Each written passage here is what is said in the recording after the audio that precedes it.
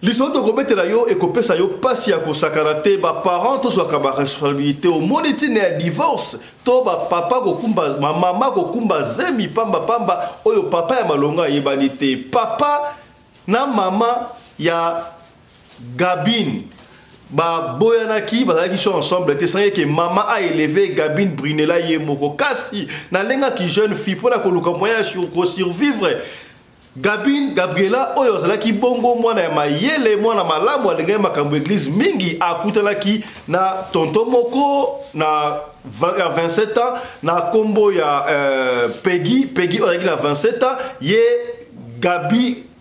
Gabriela topé Gabine azalaki bongo na 18 ans bazalaki ensemble babote kutu mwana moko et kosala ke boyfriend to copain Peggy abomi Gabine Gabriela abomi e pona nini koboma abomi e liwe ya somo akati e kutu kingo a égorger pona nini qu'est-ce qui s'était réellement passé bango bazaki na mwana déjà epesi pasi est-ce que soki papa ya Gabine Gabriela azalaka Peggy alingai kokata mwasi na wana kingo epesi pasi akatelaki yango wapi qu'est-ce qui a fait yakata kingo yango lisoto kobetela lelo ekopesa o pasi na sengi na bandeko ya basi bokota ba mama bokota ba papa bokota boka lisolo oyo ekopesa yo mutu koswa ngai epesi ngai mutu koswa surtout bandeko oboti mwana koksi 18 ans akomi pasellement majeur jeune fille bakatela oyo mutu ka epa ya kope oyo kutu apesa ta eloko moko te pasi ya kosakana te yango lisoto ko développer les tokende bongo na États-Unis d'Amérique pa wapi bandimi viande artificielle ya to lakaki bino awa commerce banaye kosala musuni ya ngombe artificielle na solo kutu ya ngombe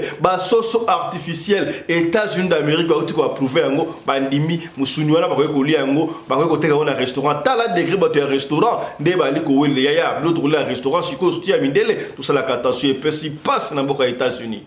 Là, les États-Unis viennent d'autoriser la vente de viande de poulet artificielle. C'est une révolution qui risque de bouleverser l'agriculture et l'alimentation à l'échelle de la planète. Hein. Oui, et c'est une révolution qui a commencé le 5 août 2013. Ce jour-là, un chercheur néerlandais, Mark Post, avait dévoilé à Londres le premier hamburger fait à base de viande de culture ou de viande in vitro. Devant les caméras du monde entier, on avait fait cuire un petit steak haché de 140 grammes, fait de 20 000 fines lamelles de viande de bœuf produites en laboratoire, avec une apparence de vraie viande et un goût de vraie viande.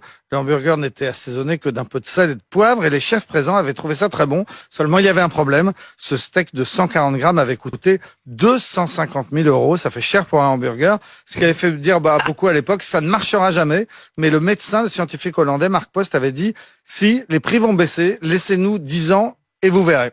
Totika kaka na mboka États-Unis et pas wapi congolais abanga te bisika sozali za na problème bande kwa église ACK ba beti mama pasteur na bango pasteur responsable église ACK oyo za ka bongo États-Unis d'Amérique ba fidèle ba beti pour na nini pour mama pasteur oyo mutu makasi impoli ya kosakana te mama pasteur azali ko manquer pasteur na mission ba fidèle en pleine église ba kangaka mutema non tokoti oboete papa ya molimo ya biso yo mwasi na ye soki boswanaka na ndako mais l'église te ale nkuba oya lewana je crois moi pasteur oyo akozwa discipline tokende sika boye na Kinshasa et pas wapi confère na biso Yves Buya a réagir sur ba collage to ba plaquage à nationalité oyo ba pesa ka bato alobi yango très bien atangi ba kombo ya bato nini ba pesa ba plaquage soki alobi bato wana soki bozali même vision na bango bakopesa ba éloge bakoloba malamu pona yo kasi soki okena vision mususu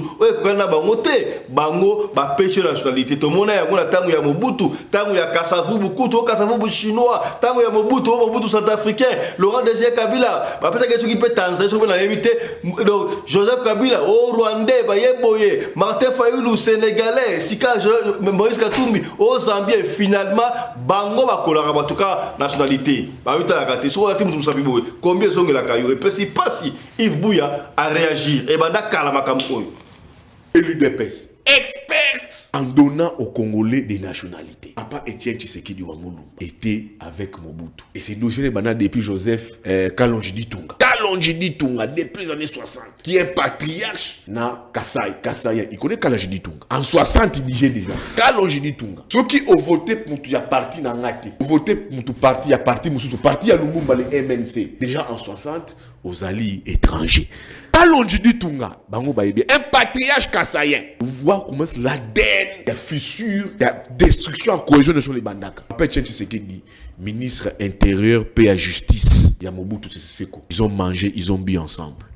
Tant Bakabwana, les dossiers sur la nationalité de Mobutu et Zongi, qui Mobutu était centrafricain. Kabila fils, grand succès à son père, Joseph Kabila Kabange, il vient au pouvoir. Les dossiers sur la nationalité de Kabila et Zonga, qui l'UDPS, transformé mieux en union sacrée, qui en est les partis phares. Vous vous rappelez, madame, cette chanson ici?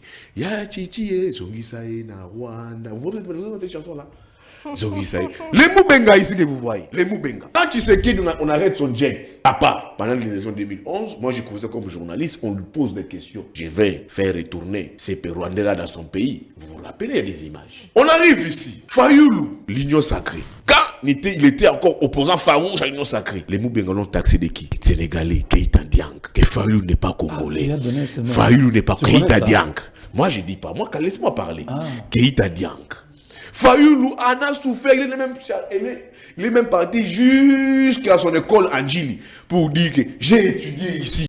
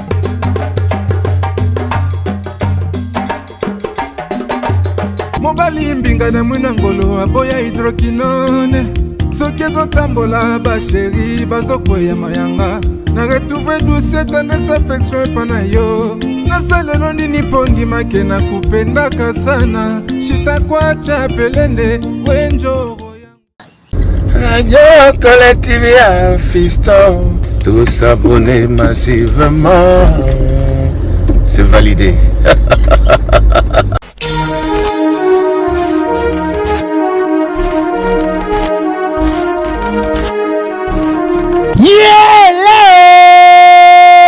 Kinshasa yokela ngai eloko oyo di bino batu bozalaka na posa ya kopase babo moma na babo séjour na bino bopesa confiance na Genesis Hotel po batieli bino bachambre ya qualité oyo eza na baclimatisation ya kitoko bambetu ya somo na banorme international eza mpe na baoreiller de rêve ebongo badouche na bango soki okoti ndeti kaka oza na mikili ya poto soki oza na kati ya Genesis Hotel wifi kutu bosana na yo po kokota internet ndeti kaka oza na Paris po kaka ba séjour na bino etikala inoubliable grâce ya Genesis Hotel okanisi esili tintin awa na Genesis Hotel atieli bino salle de fête salon Congo pour na ba mariage ba conférence ba réunion pe ba anniversaire de rêve na bino bino batu nyonso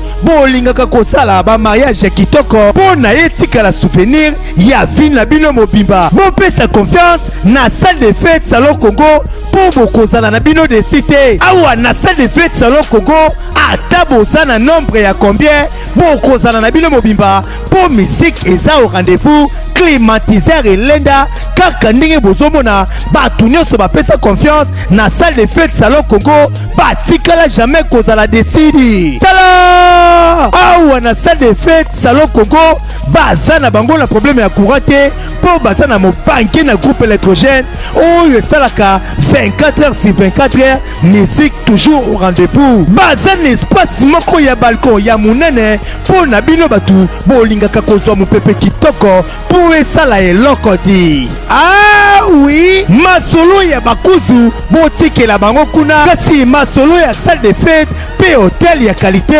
botikela Genesis hotel mpo awa soki okoti lokola kaka oza na paradis kidimie otuninga ya adresse ezwami wapi zwa papier na stylo mpo koma Genesis hotel ezwami na commune Kasavubu avenue Kandakanda numéro 8 oza na yo mobimba to mpe benga bango na banimero oyo eza affiché na baposte ya télévision na bino okozala jamais desi ah Genesis hotel bandaka lozalaki wapi tala ndenge bakongolais basali ba mariage na bango na basale de fête ya Mwanza pe ba séjour na bango na ba hotel oyo ezangela ntina o tolobaki te tolobi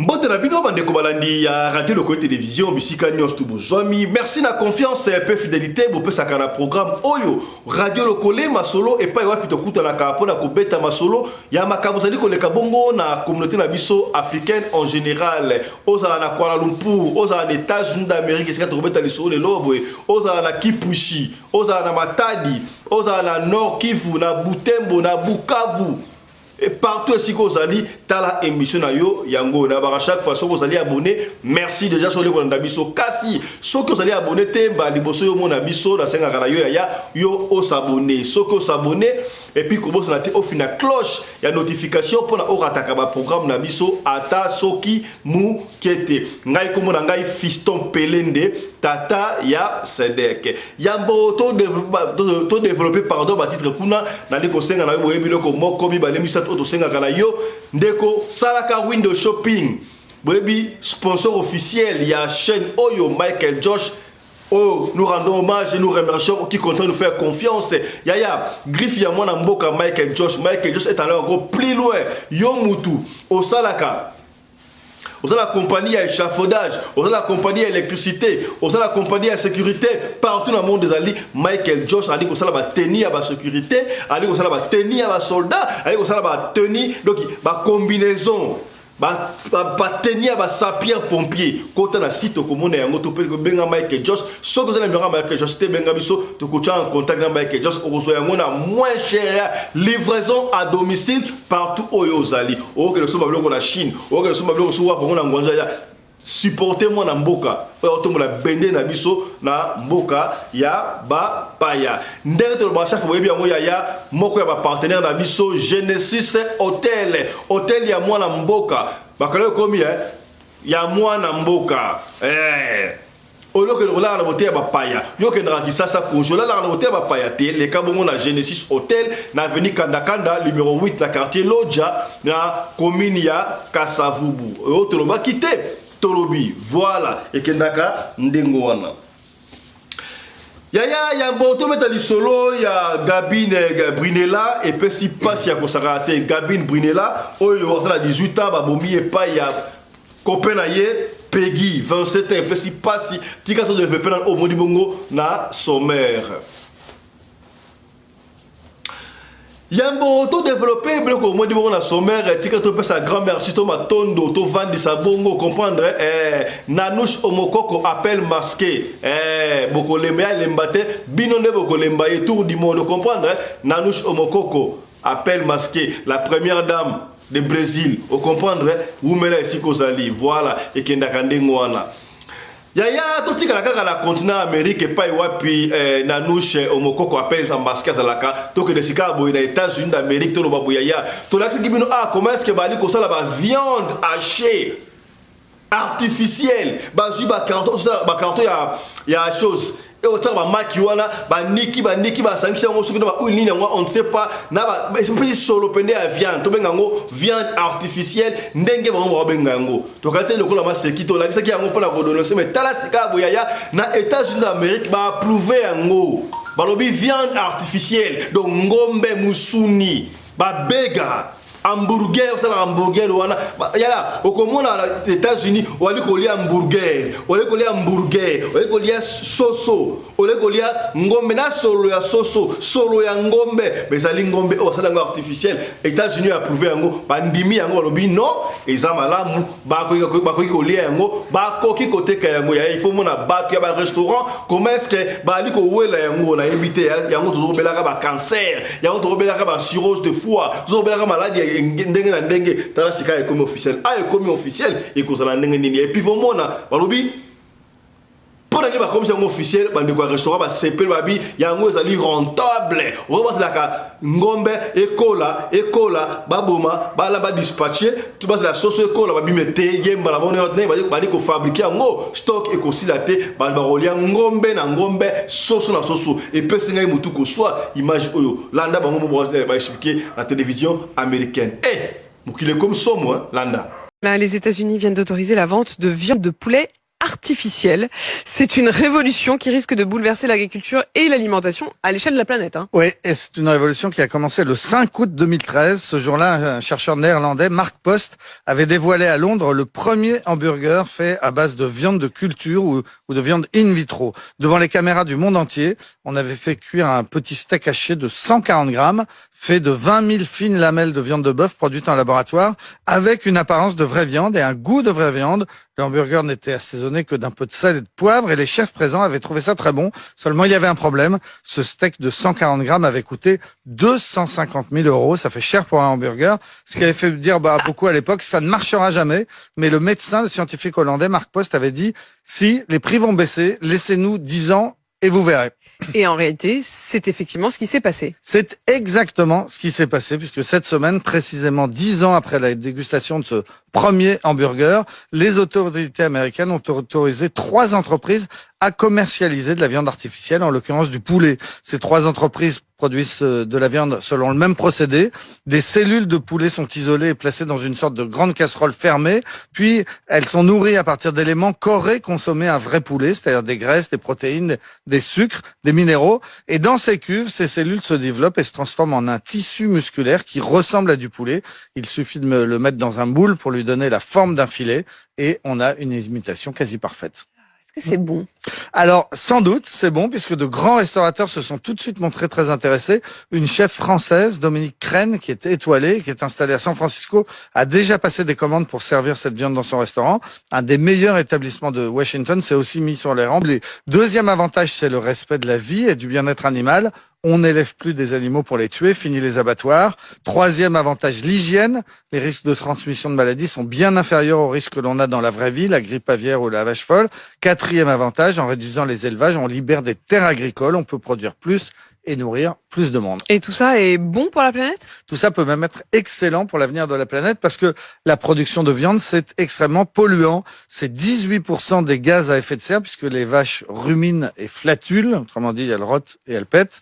L'élevage, c'est 30% de l'utilisation des sols. C'est 8% de la consommation d'eau. Il faut 50 litres d'eau pour produire 1 kilo de viande de bœuf. Donc, la viande de culture peut être un immense progrès écologique, même s'il faudra aussi beaucoup d'électricité pour la produire à grande échelle. En tout cas, jusqu'à présent, c'était un domaine de recherche, d'expérimentation. Depuis hier, on est entré dans la commercialisation aux États-Unis. C'est une nouvelle étape. Les Américains seront les premiers, avec les habitants de Singapour, à acheter au quotidien de la viande de culture. En France et en Europe, on est plus prudent, plus réticent. Il va falloir attendre.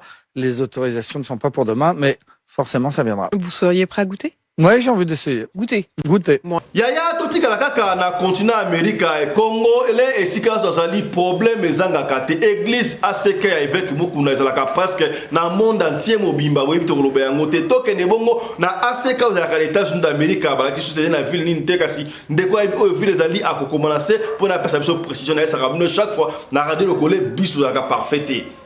Pour ça, moi, erreur, mouké information, mais bino, tellement rassure na bino, bino bozawana, to co-animaka émission, ensemble na bino. Ya on a des garçons, monsieur Zoleka, ozalawana, pour partager, de quoi, kota, kaba, information. Yaya, maman pasteur, impolitesse, na sa rabino yaya, moi, si yakobala, batala, cannabis, aleli.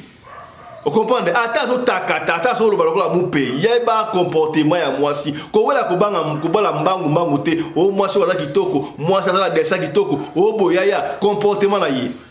Comportement na ye. Mwasi babala kalibanda te, babala kanakati. Est-ce que komi to so la pembe et kenda kandengona. Mama pasteur oyo responsable ya ACK ya États-Unis d'Amérique.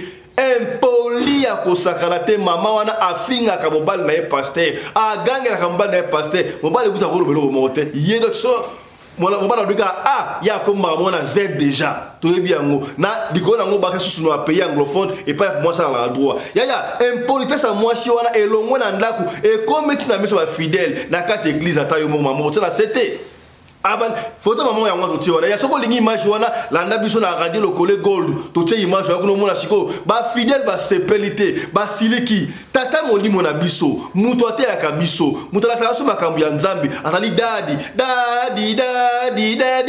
yo o gangela dadi na biso ya solo ba la raison parce que moi na nina kolinga yo o gangela papa na ye na misu na ye papa na ye to ba beta papa na otala muta finga papa na ye ata papa da sula ata papa sa muto ba be yo finga papa na ye na misu na ye ya otoma boko le kola pas fidèle basileki ba bino trop c'est trop yo mama pasteur on doit te respecter yango ba botela no mabala pona maboy ozo finga pasteur l'église ba dima bino ça c'est trop akanga mama pasteur aller en kuba ya kosakala te ba China c'est ba prison break. Maman pasteur a pena kleboa et pas baninga bandimi ya basa bino mbala sima esa discipline ozo la suma ka moate so ganga la pasteur na ndaku l'église awate et pesi mbutu kitoko to mabe bino mo juge yaya makambo oyo ya kokosela batu nationalité ozali mutu kolo boy mutu esika boy e banda kala bale banda yango ndeko Yves Buya to conférence Yves Buya a expliqué a énuméré a suite penata na ye makambo oyo banda kala ba yebesa bongo bandeko IDP je ne sais pas je ne confirme pas c'est pas moi qui le dis mais ça ndeko Yves Buya ozaka émission éveil à conscience na senga kana yo ozo ngona vision mususu to réfléchissaka ensemble pour awezalaka pembe na pembe Yves Buya bandi ko énumérer ay banda époque ya Mobutu ya la kala kutu yai de politiciens au bana loba soko ozali mutu ya parti na bisote ozali étranger ba bebana il y a même des politiciens oyo sika boy donc yo so daki mutu na bango boza ensemble ba bengi au congolais ceux qui vont se séparer ba pension nationalité ba plaquer nationalité ceux qui allez contre bango ba ko plaquer nationalité to mona yango o Mobutu South africaine to yebo o kasafu buzo so chinois to ke Laurent Désiré Kabila ba pesa ka komoni o Zambia na so ni nango wana Joseph le fils Kabila fils oh non yes, excusez-moi hier à Rwandais Bayeboy, onani, Martin Fayoulou, au Sénégalais, Bayeboy, Sika Moïse Katumbi, au Zambie, on ne sait pas. Yaya, toti kaka kambouana, bolinga kate batuba sa la kaka na opinion oyabino. Même ata biso présentateur, journaliste, ceux qui ont le makambo, ils ont rencontré, ya batuba na pouvoir, plaquer nationalité. Là, la zoké bisabande ko awzaka radio lokoli. Na radio lokoli, tout ça na moi discipline, mongolais, ça rabino, awa na radio lokoli. Mangele kakati ba bêtise le kaka awate awato finga kati awazaka pembe na pembe to le baka vérité parce que le choc des idées jaillit la lumière azara ndengwana ce qui mundiga lobi o yo olingi o permettre muninga pe alinga a ce qui muninga alinga ka rouge permettre yope à permettre yope au lingala peut être noir de coloribus and de gustibus non put disputandum. Là je m'avais attiré l'attention il y a des comme mon a to finga rater la radio ko to bara pembe a ndeko na moi na commentaire na émission o yote ko leka o to ambaki bongo moi si ya liboso ya président Moïse Katumbi Chapwe ndeko na komi comment de Congo mabasa lelo samtiki mabasa quelque chose comme ça na ebita commentaire réalisateur vous allez le commentaire naïe ali ko finga kroni fwati ozo finga donc je ne peux même pas prononcer ma sanitaire parce que biso awe le karaté ndeko ko finga ndenge nini ko finga ka de côté ko finga ka ba présentateur té ko finga ka ba journaliste té ndenge vous avez besoin opinion na yo mutu personne a besoin opinion na ye ndenge wana ba bita ke opinion na yo olanda to makambu oyo to ba ka émission to saka yo olanda yango té soko monique radio le collé télévision et sa chaîne olingaraté ba chaîne ça est belé kende sika oba finga ka biso a to finga ka te biso a la liberté d'expression to permettra mutu ayeba za émission ya éveil ya conscience biso awa soki mutu aye ko yiba to mutu ali ko sala mabe to ko masquer yango te to ko mutu aye ko sala mabe mais to ko yeba ndenge nini ya kolobela mutu ke o ko sala ezali mabe biso to finga ka te c'est ça yakaka na argument ndeko mabasa quelque chose comme ça. Ce qui mabasa wana eza ndengo osarajisaki na Google to kombo na yo mais yo moko yimbi commentaire to longo commentaire wana la photo lazaki olataki masque boui. Je ne sais pas ma masque sili mais otiki masque né na photo na yo je ne sais pas donc ndeko mabasa un peu de discipline, un peu de respect pour tout le monde. Voilà, ko finga de la priorité, ko finga de arme ba faible papa. Vous comprenez papa? Na iti soko zali papa to maman na monaki mwana mobali ko finga zali arme ba faible yaka na ba argument soki olingaka mutu songolo permettre mutu pa linga mutu pakala et ça la ndingo wana tu vois ne venez pas tourmenter ne venez pas intoxiquer les gens. Oh, c'est une émission politique, c'est une émission ya éveil, ya conscience. Ce que moi les camarades la bomi awa, yo lingi angote, yaka na vraie version. Benga biso, papa fiston, au moins le coin tel, l'isolo wana toni les alliés angai mais balobi yango mabe na lingna leka pona na démentir to pesa yo espace au démentir. Yako finga, yako lo mabe, zali malamu. Tu comprends ndeko mabasa lelo ça musique comme ça, on ne sait pas. Tu limbisio, aux aliments en Nzambe, rappelle-toi, zali le collé. N'est-ce pas? Le colon est un mot ensemble de tokolonga. Let's move together. Let's move forward. Together we can go forward. En anglais. Vous comprenez? Voilà. Let us build this radio local TV show together. Comprenez? Et c'est la business. Tu comprends d'un déco. Et ça, la famille, les linges, ça, c'est là en famille. Tu sais, en famille de Komabassa. Ouais, de Komabassa, mais tu sais comment Mabassa, tu as Google, enregistré Mabassa, donc Yewar Mabassa, Lelo, something comme ça, j'ai pas retenu de nom. Voilà. Heureusement, réalisateur, à ça, déjà, il n'a. Voilà. Je disais, ma Kamousoki, botika ko plaquer les batuma nationalité. Botika donc, ceux qui m'ont contre ma Kamozoloba, ko pesa nationalité té. Copé c'est nationalité parce que quand on va vérifier on trouve la solution yom tokobima ridicule landa confrère na biso Yves Bouya nenga ko expliquer makam ne ba plaquer la kabatu ba nationalité suivante élu d'EPS experte en donnant aux Congolais des nationalités. Papa Étienne Tshisekedi Wamulumba était avec Mobutu. Et c'est dossier bana depuis Joseph Kalonji Tunga. Kalonji Tunga depuis les années 60. Qui est patriarche na Kasai. Il connaît Kalonji Tunga. En 60 il disait déjà. Kalonji Tunga. Ceux qui ont voté pour tu as parti na ngati. Voté pour tu parti, il y a parti Moussou. Parti à Lumumba les MNC. Déjà en 60 aux alliés étrangers. Kalonji Tunga, bango baïbi, un patriarche kassaïen. Vous voyez comment l'ADN, la fissure, la destruction en cohésion sur les bandaka. Après Tshisekedi, ministre intérieur, paix et justice. Yamobutu Seseko. Ils ont mangé, ils ont bu ensemble. Tant Bakabwana, les dossiers sur la nationalité de Mobutu et Zongi, qui Mobutu était centrafricain. Kabila fils, grand succès à son père. Joseph Kabila Kabange, il vient au pouvoir. Les dossiers sur la notion de Kabila et Zonga qui l'UDPS, transformé mieux en union sacrée. Il y en a les partis phares. Vous vous rappelez, madame, cette chanson ici? Ya Chichi, Zongi Sae na Rwanda. Vous vous rappelez cette chanson-là?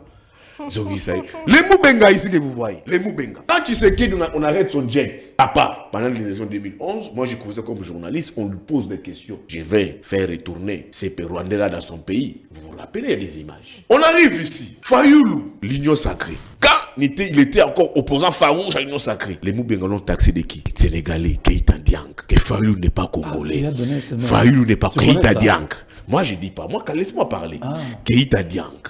Fayoulou en a souffert, il est même parti jusqu'à son école Anjili pour dire que j'ai étudié ici. Pourquoi depuis que je veux dire Keïta Diank? Moi Keïta Diank. Fayoulou ne connaît même pas son village. Vous voyez un peu? Fayoulou c'était le cas. Katumbi, il vient, il est avec Tshisekedi depuis l'UDPS. Son ami Katumbi du président de la République. Ils ont fait le tour du monde, États-Unis. Katumbi n'était pas israélien, palestinien, juif, grec. Il était congolais. Mais quand Katumbi vient à l'Union Sacrée, il partise, il envoie des délégués, il quitte l'Union Sacrée. Katumbi vous devient gréco-italien, juif, belge, tous les noms, ça on ne sait pas. Mukwege, il n'est pas en odeur avec les régimes. Mukwege, on a fait de qui? Ougandais. Kamere, Burundi. Matata, Sierra Leone. Et dites-moi, la dernière aventure, c'est avec qui? Avec c'est ça là qui a fait le show de Katumbi. Le trait de qui, madame? Somalien. Donc vous voyez, madame, il y a une tribu. Il y a un regroupement de partis politiques, il y a des individus. Moi, je n'ai pas jugé surtout qu'une tribu. Il y a des individus, je n'ai pas aucune tribu. Okay. On a 45 tribus. Il y a des individus, il y a une classe politique aujourd'hui qui s'offre les luxes d'octroyer la nationalité congolaise aux Congolais.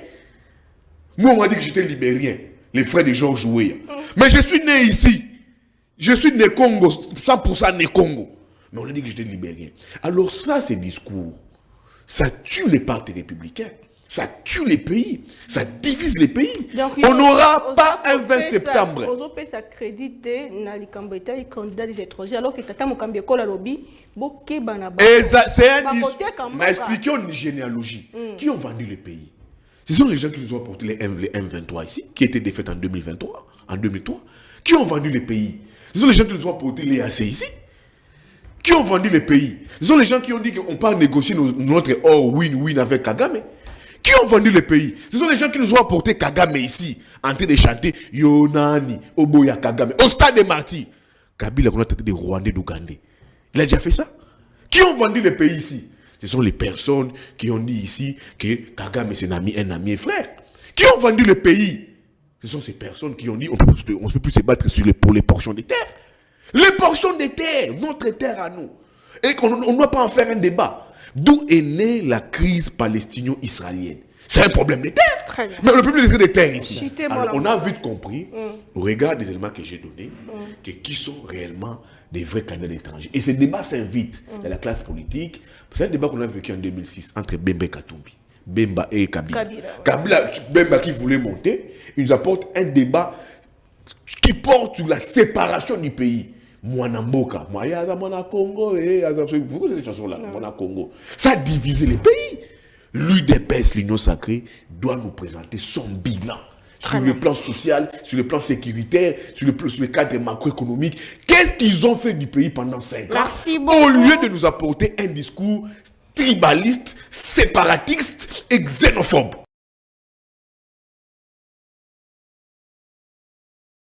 Non, c'est pas le mingi pour ndeko aza na énergie belé pour nous défendre le contre. C'est toujours ça. Il faut défendre, sinon aligner le souillete. Chaque fois qu'il parle, il rentre, les poches sont pleines. Azat, il est très content, vous voyez comment il est. Donc je comprends pourquoi il défend un candidat qui lui-même nous dit que mon père est palestinien, juif, tout ça.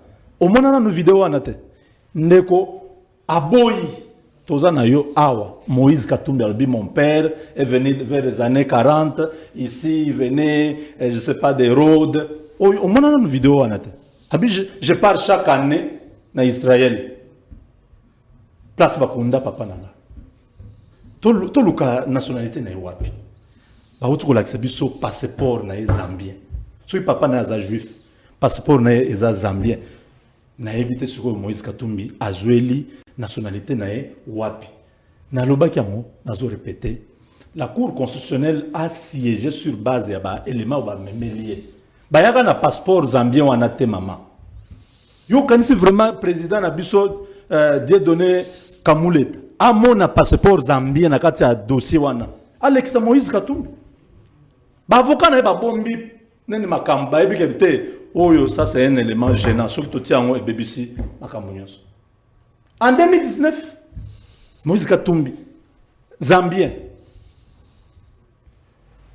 moins d'aussi mazo ebisa biso que ezali titre honorifique pour la commerce azo sala kuna lukuta ndeko wana azalaka zambien parce que passeport wana ba pesa ke ezaki passeport na ye Moïse Katumbi a plusieurs nationalités nane papa o nani atem Alexis Tambo Mamba na élection en 2011 ezaki 2018 babimisa ba passeport nyonso habite tous un problème na yete ezande azana ba nationalité mususu article 10 na biso et permettre te azala na kati na biso conséquence ya liboso ya ngwana mutu nationalité na yebani te eza tozo ke longa na ba na ebite soki za ba service nde ebimisi biloko na po soki to yeba kango avande ba bloquer kaka na seni awa nda comment ta cour constitutionnelle te mais comment on est à 12 jours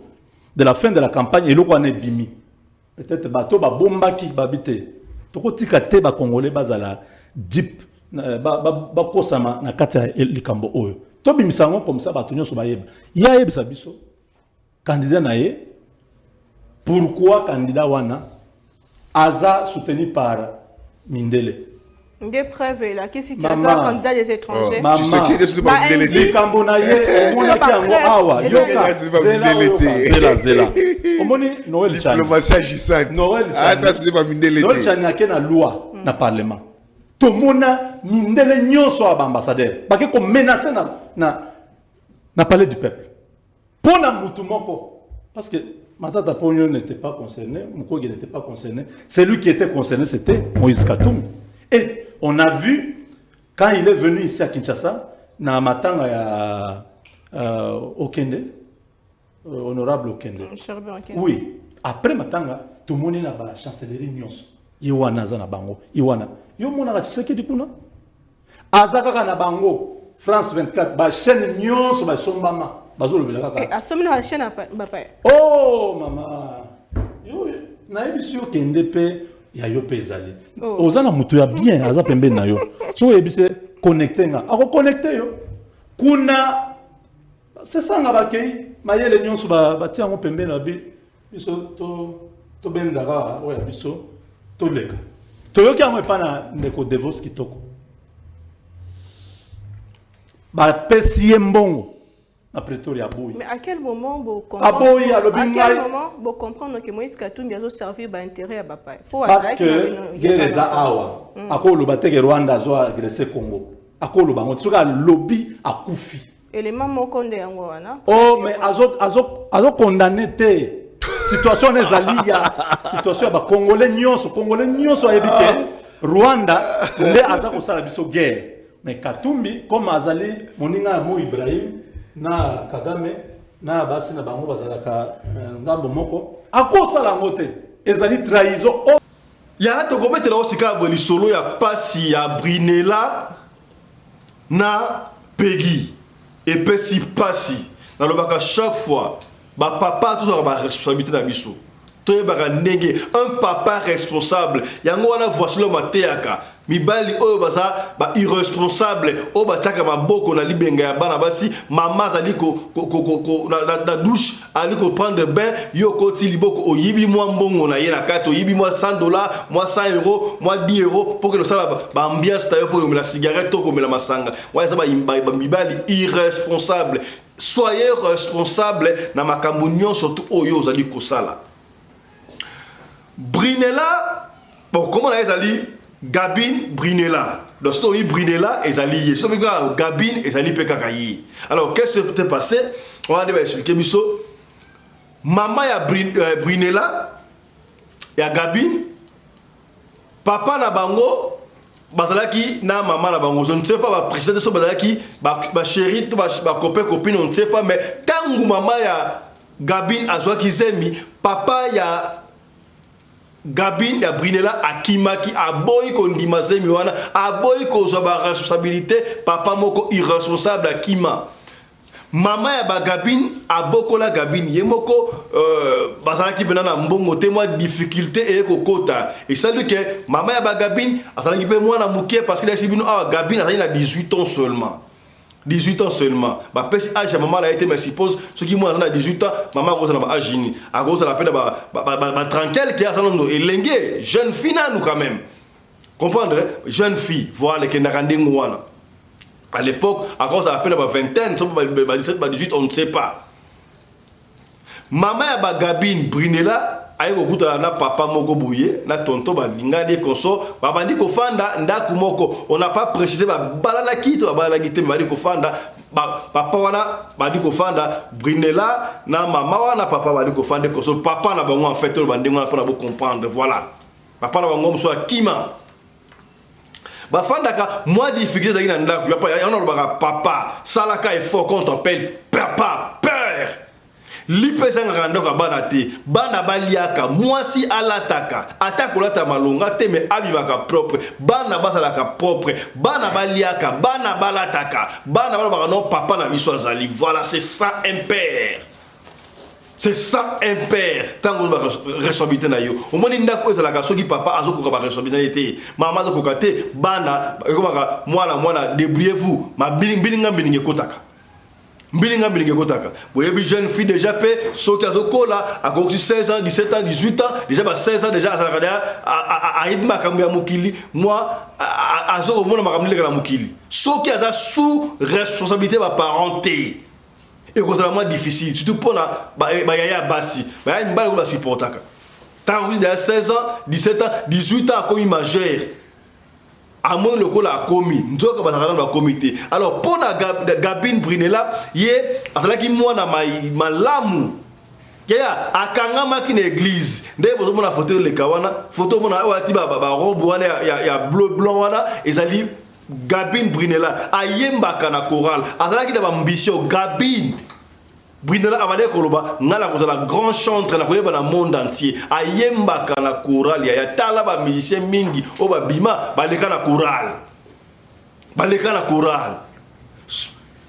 kutu balobi azala kaina ye azalaki na kaina ye akoma banzembu likambute abade ko kel tango azui diplôme maman ça là qui est fort quand même a commis si quand même à l'université à ta minerva maman doit foutre mais il va dire qu'on débrouiller une jeune fille elle va dire qu'on se débrouiller on a pona à me foutre à minerval alors nanzela ga tambo la comme des jeune fille a coutana qui na garçon là comme on a yé Peggy elle a 27 ans it makes sense non Gabriela a 18 ans Peggy elle a 27 ans Koutani kakale zalaka balingani bakomi ba copain na copine au fil du temps kasi eloko ya mabeza la kinini yaya talaka nali copain o kolinga baya basi boso bakiti ofanda wana boyoka baya basi boyoka na noa prenez de l'eau bomema mai pona muteme kita to solamba ya basi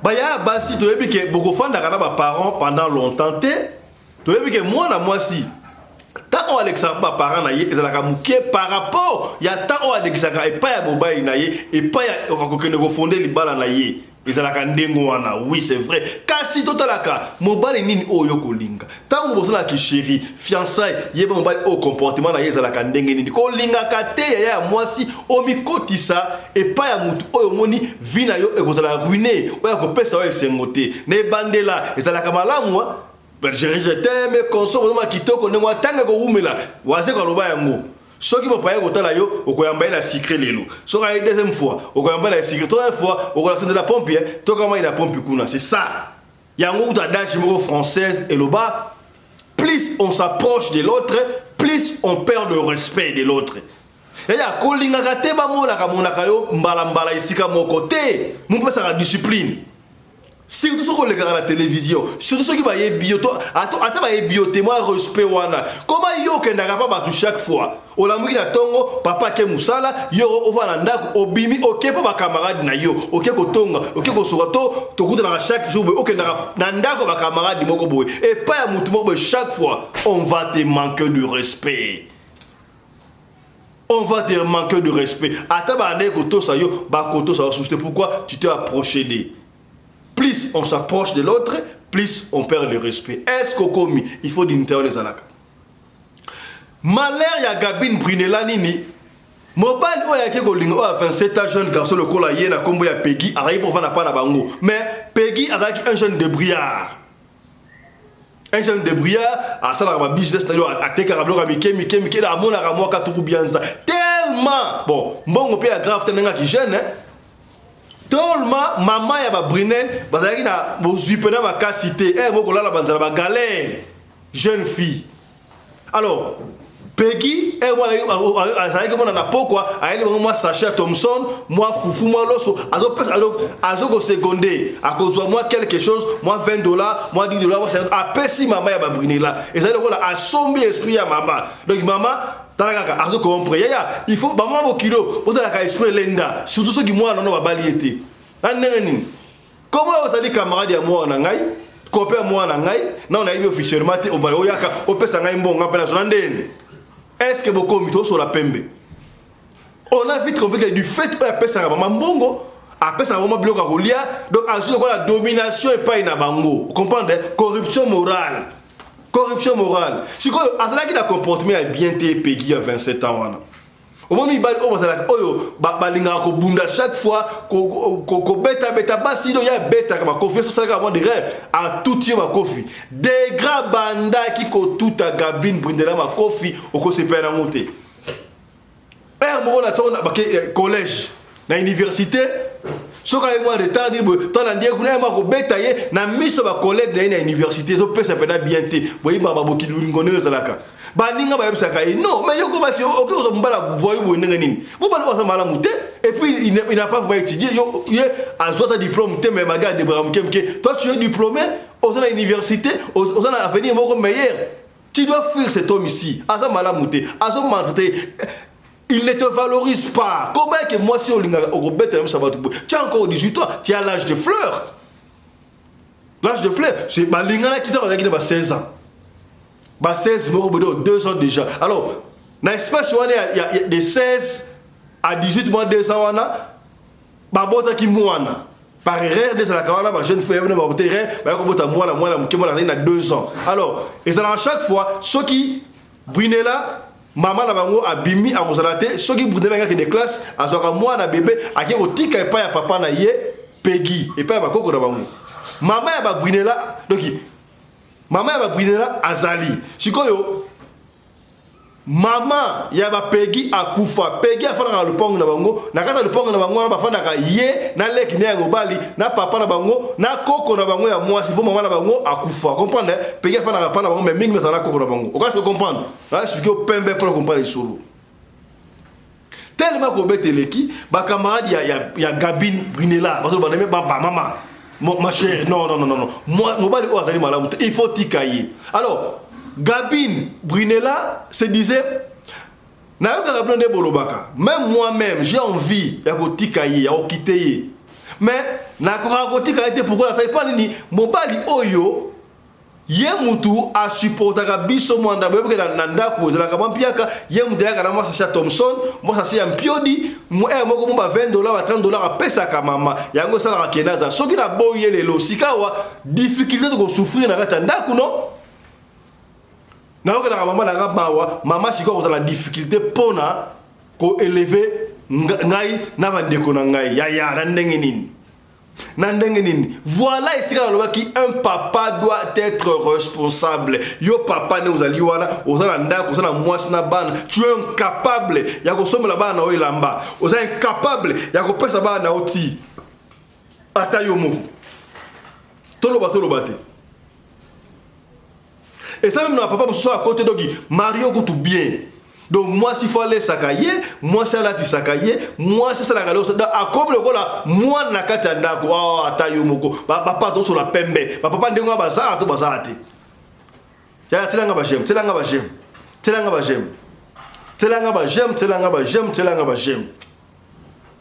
Ça n'était trop d'eau qui elle mo ko ba kisoki ye Peggy aye koluka Gabine Brunella soki akuti ete eketaka bima emsu devant lupango na bango mona atuti ba kofi koma ki trop ya kosakana te.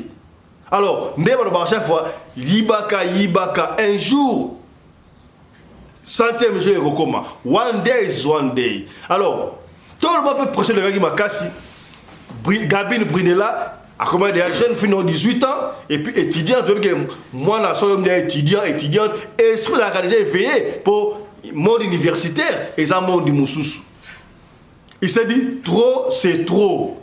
Lelo je vais finir na Mobali Oyo. Lelo je vais finir na Peggy. Quand même moi j'ai 18 ans, j'ai encore l'âge de fleur. Comment est-ce que na âge Oyo yo banda ko beta jour moko boye mama ya ba Gabine Brunella abimaki obo mesano ndenge so mama bimi azoka mwana bébé na bango ake kotika et pas ya papa na bango. Alors atiri bébé pas ba papa pas ba Peggy ya kela ki court tango ere koki abimaki ba 15 16 moko boye aye kozonga aleki na ne pas ba Peggy kopena ye pona zo mwana bakende obo mesano tanga leki wana akoti Peggy sikoyo azalaka na ndako na bango azalaka na chambre ya ye moko chambre cuisine consort donc tellement bamesala kobunda bamesala ndenge wana donc koko na bango ayebi bandeko ne bayebi babunda kaka na ndako kobunda emo azobeta mwasi kaka chambre babundi ti ekuti na salon bakaboli bango donc tellement bakaboli bango to bamesana ekoma ndenge wana. Alors jour wana pression ya baninga ya Gabine Atali vini que Rabino ça n'est de trop. On ne sait pas ce que déjà Gabine a coûté la guinée mieux par rapport à Peggy. On ne sait pas la basi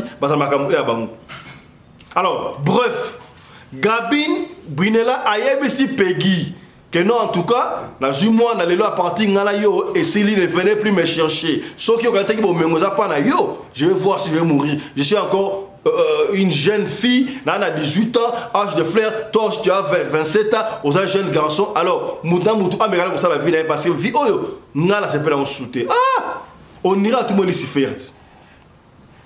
Yonani, Peggy, donc Peggy, il va boire à été, Peggy, c'est un problème. Dans la cas, les jeunes garçons, ils gangster, il sait quoi, à comité, à débrouiller, on ne sait pas ce qu'il y a, tout le monde qui a quelque chose, il y a grave pété. Abandi ko beta copine naie, Gabine, Gabriela. Abeti ba bundi abeti. Na misu ya bébé na bango bébé ale kotala, bébé il a 2 ans. Alors, ba koko na bango za kiwana? Papa na bango za kiwana? Yekine ya mwasa ya kiyo ya mobile za kiwana. Ah, ba okipete ba mesala ndengo wana. Ba ba bunda ndengo ba otika. Abeti, on ne sait pas ce qui Gabine a piqué Christ nini. Mais ba moni mwana bango Guy abimi na cuisine pour que dans ouvert boy.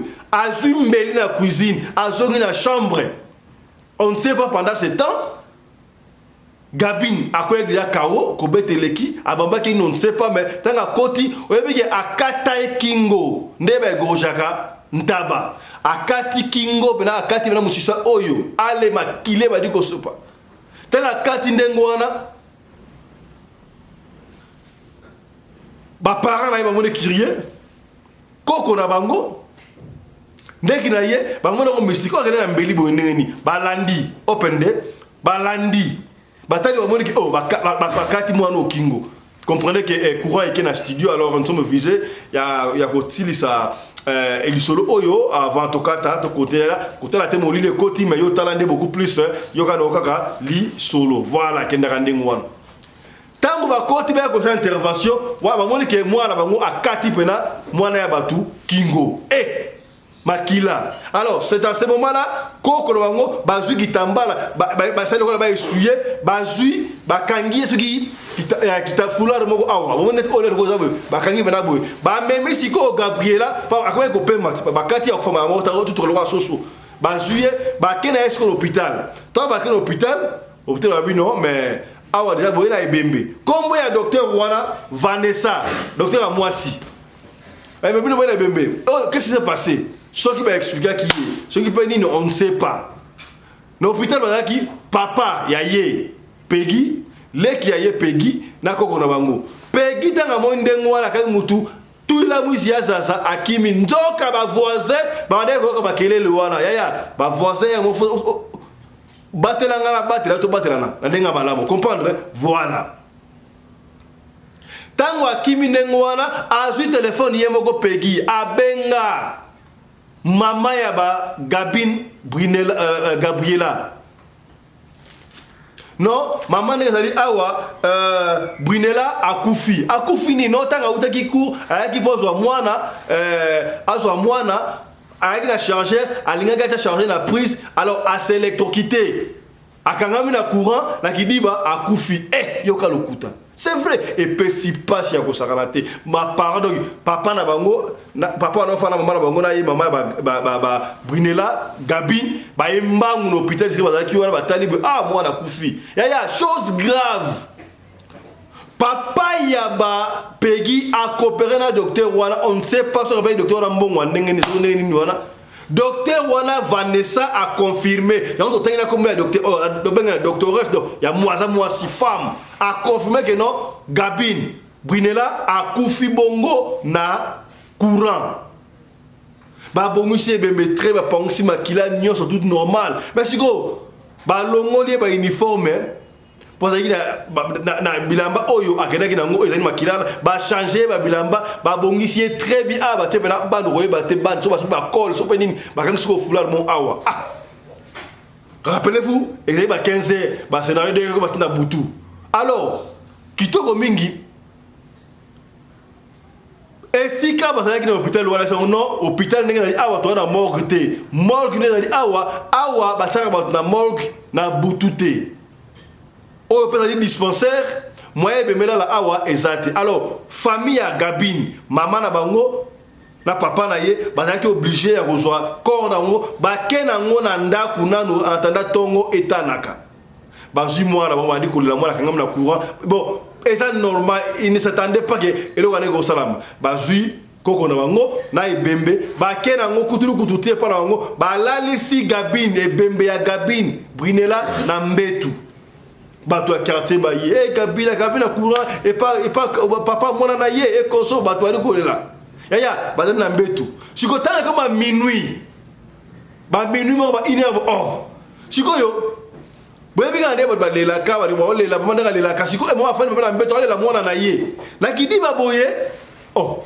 mama tali be makila esika mwana na ye alalaki makila atele kola bouger boye oh makili to tanga pli na kingo pela makili ta kango nini batiki na kolela qu'est-ce qui ne va pas ya mbeli ya bakati so mbeli pour arrêter l'hémorragie non ils ont facilité mbeli makili zo bimorap ba mbeli ko fungola moi bouton ko longa ti moi et là-bas moi ba moni moi na ba blessure na 4 c'est comme si yé Peggy wana abane ko beta Gabine Brunella na on est à Singapour donc est-ce que tu ba trace c'est pas possible il y a ba fungoli bandage ba kingo ba kata mutu kingo oh ba kata pena kingo boy mama gangi ba bengi siko mbila ye ba benga siko pa parent et pas ba ye Peggy azo yambate ba benga Peggy azo yambate oh donc c'est ça.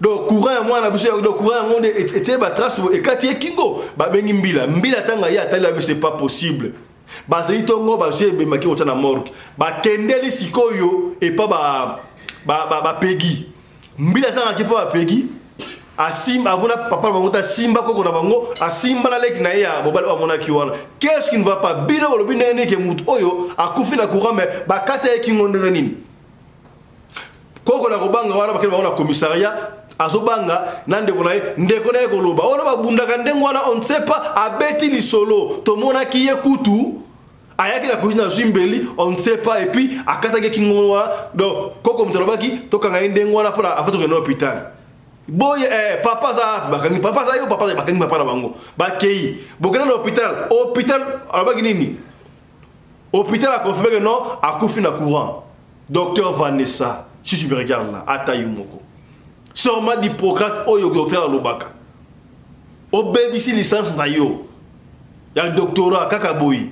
pour Nambongo. Alors, on a vite compris. Pour parce qu'il peut Nambongo Makasité. On ne sait pas, docteur Rwana, alors qui copine ya papa wana, Tony on ne sait pas relation ni oya ndi bato apeke mongo combien oyo docteur Andy Make moi na moi si wana akufaki na courant.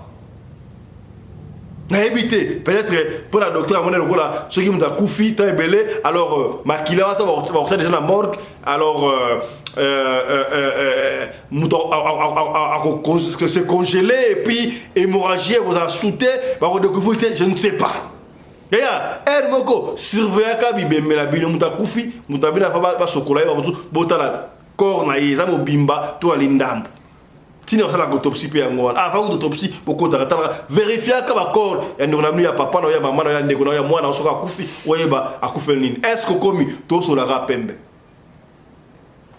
ba kendele kuna ba simba docteur ba kanga docteur comment est-ce que tu as pu confirmer que moi si il y a 18 ans Gabine Brinella a koufaki électrocuté a koufi na courant au moment ba katiebo au moment qui a monté allez beko bakangi docteur na minute oyo na docteur na papa ya ba Peggy na koko na bango na ya Peggy bwili bango sikawa ndenge balobaka l'infraction est individuelle mais si tu as participé na crime nengwa on est criminel yaya jusque là babimisi koko ya ba Peggy babimisi na ile ke ba Peggy ba lukae ba mona été nzoka makamano ka ba voisin ba na ekoyoka voisin moka bino ayoka ki Peggy a sur téléphone alors que so pas maman le ki na so neria ya téléphone au monde ba téléphone oyo keba to la très na poto na Belgique commence ba traka ki ba ndeko ba si ba ngapa téléphone ya Android o ezana makam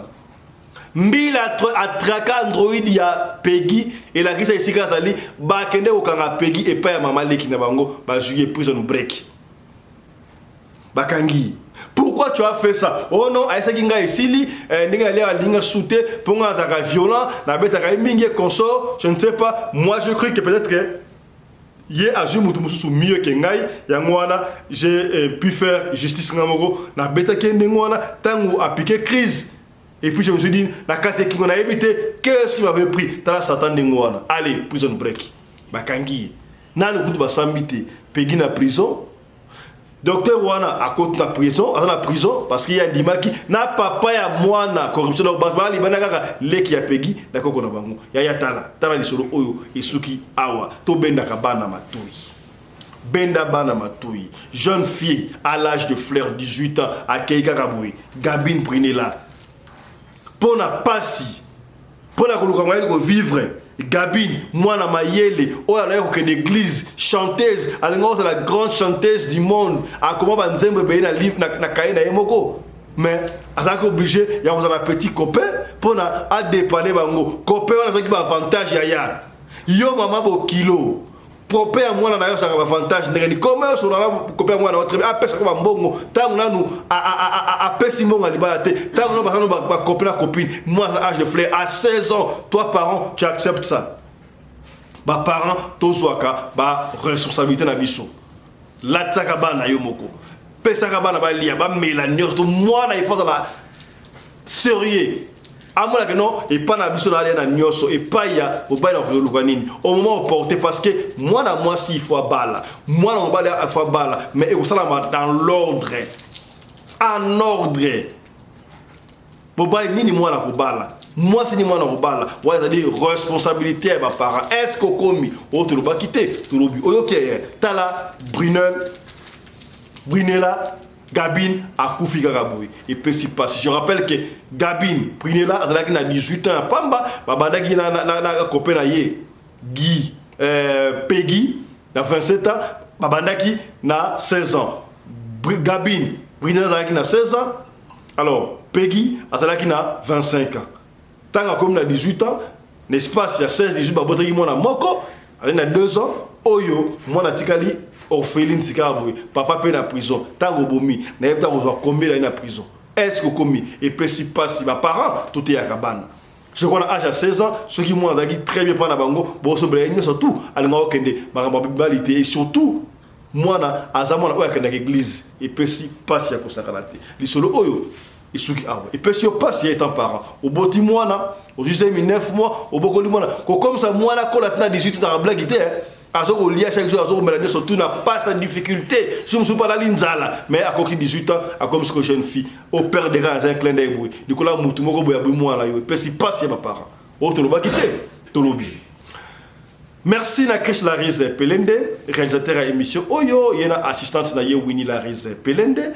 Merci à Claudine Larise Pelende, qui a un script, la fille à papa. Nous sommes tous sous la coordination, il y a Mamarina Umbi, Larise Pelende, la femme à la taille d'une tige spaghetti, ni courbure, ni virage. La femme à la compression, comprendre, alors, Yaya, au télévision Baliboso, s'abonner, je crois que les solos Oyo édifio et Sungio, vous allez émission fait à conscience. Ce que vous allez les solos Robeta, Yaya Benga Bisotinda audio to beta les solos, yo kaka ndengo lingto beta yango. Soko lingto tanga combo, to kotanga combo. Soko boy tanga combo, to tanga combo. Te awa biso, to finga kati. Radio le collé, pembe na pembe. Merci à Michael Josh, merci à Genesis Hotel. Portez-vous bien, santé de fer à tous. Mbotenayo, c'est quoi ça d'Urban, Tony Massoudi, vous comprenez, fondation na d'Urban, comprenez, quoi sous Natal. De profiter pour la couper ça mbote na Roger Kizunga et maman Sylvie n'Angola, comprenez, on est ensemble. Voilà que n'arandengwana, disons le chombo et maman Franc, à Pessibanda tout, il y a Saint-Charles et Loin en mbote. Voilà, allez, portez-vous bien, santé de fer à tous. Chap chap.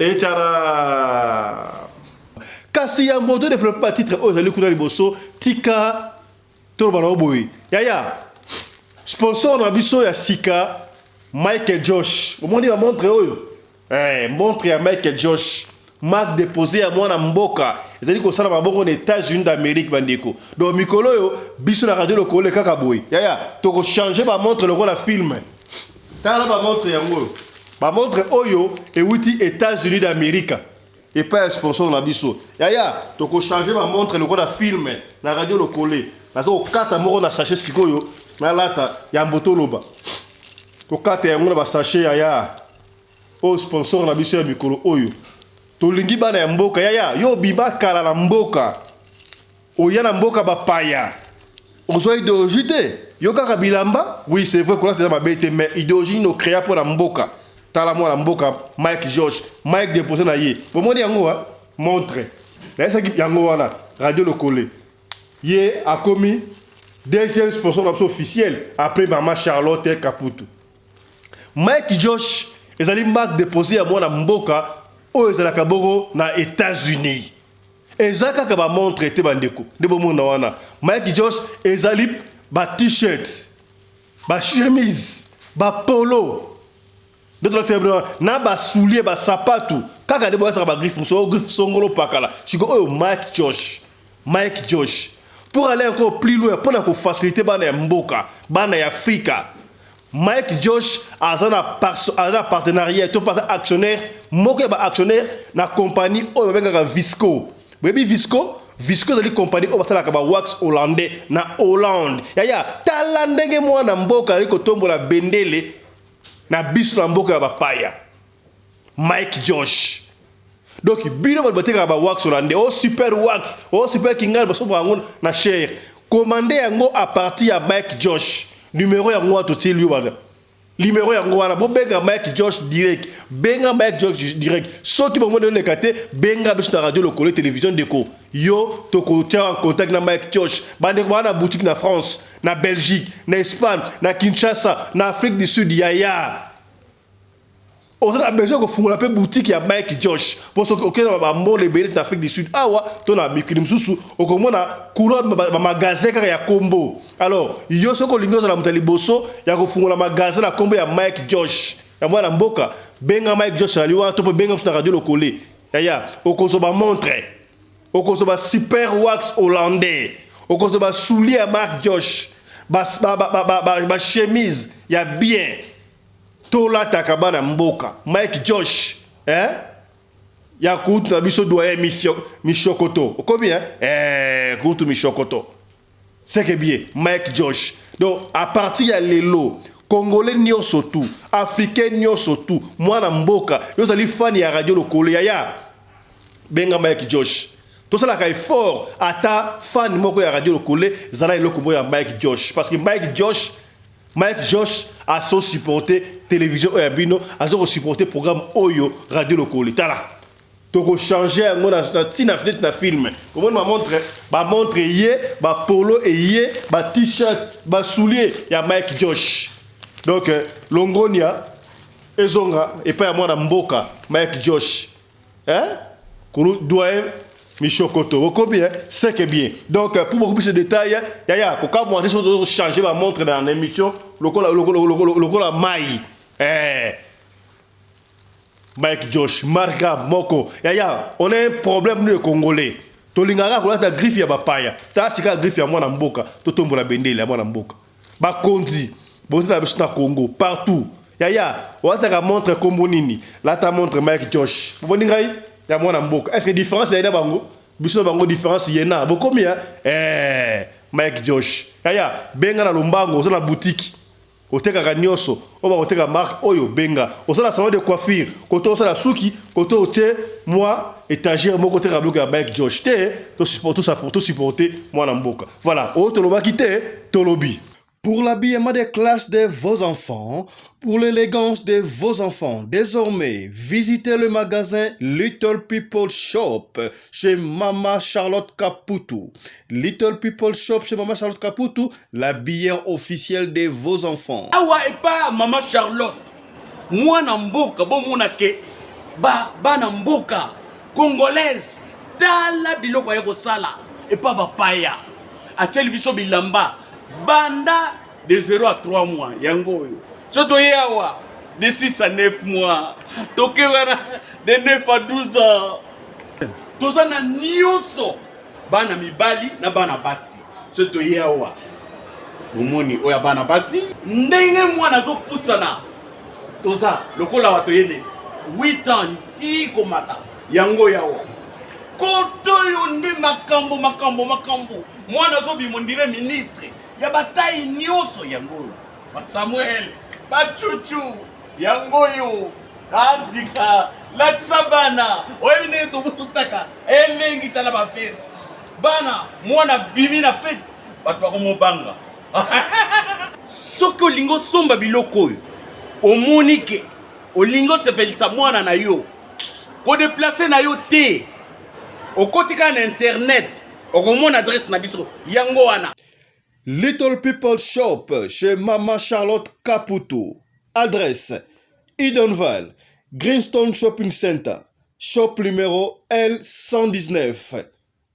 Téléphone 011 52 46 366. À Jamestown, nous sommes sur Meya Street 183. Jamestown Town, Johannesburg, shop numéro 5. Téléphone 082 324 85 22. Place nyonso zali benga biso kotaka ligne benga biso te otikobila batine na ndako. Little People Shop toza na bilamba ya bana ya qualité olingi osomba kota na website na biso retrouver biso na Facebook toza online pe soko osoma partout na Afrique to délivrer bino na ba Korea na biso préférence ya malamu ya original. Donc, c'est la livraison à domicile. Little People Shop met à votre disposition l'achat en ligne. Allez sur Tekelote, tapez Little People Shop. Choisissez l'article de votre choix. Il vous sera délivré jusque chez vous à la maison. Mais aussi, allez sur Zando, tapez Little People Shop. Choisissez l'article de votre choix. On va vous le délivrer jusque chez vous à la maison. Visitez notre Facebook page, Little People Shop. Little People Shop, ya biso moko. Little People Shop, ya bana mboka.